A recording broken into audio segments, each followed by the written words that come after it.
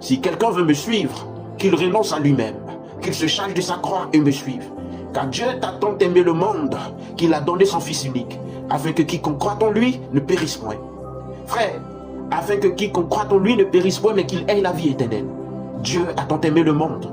Et pour que nous puissions hériter avec lui, voici ce qu'il a dit dans Jean 14, verset 16. Si vous m'aimez, vous garderez mes commandements. Si vous m'aimez, vous ferez les œuvres que je fais. La règle, elle est simple. C'est de renoncer à notre vie. C'est de renoncer à toutes ces choses. D'autres sont, on pour est le mensonge, on pour est le vol, et pour est beaucoup de choses qui ne le confessent pas. D'autres sont dans la sorcellerie, dans la magie.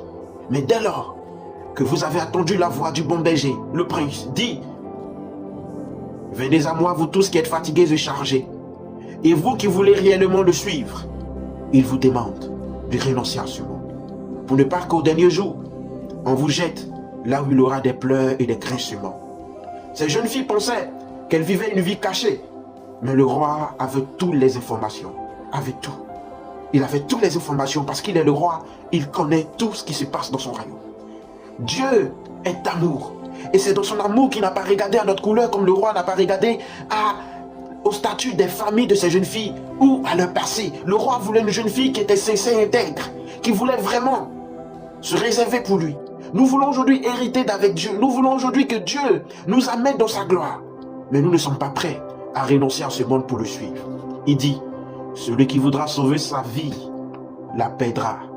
Mais celui qui perdra sa vie à cause de moi la retrouvera. Ces jeunes filles n'ont pas accepté de perdre leur désir charnel, leur plaisir charnel. Et elles voulaient en même temps hériter d'avec le roi. Et aujourd'hui, beaucoup de chrétiens veulent hériter avec Jésus, mais sont encore partenaires de Satan. Pourtant, ils ont oublié que Jésus a dit à César ce qui est à César, au Seigneur ce qui est au Seigneur. Soit tu es pour le Seigneur, soit tu es à César.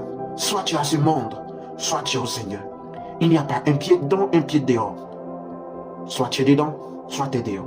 Soit tu décides de te réserver pour le Seigneur, soit tu décides de vivre dans sa parole.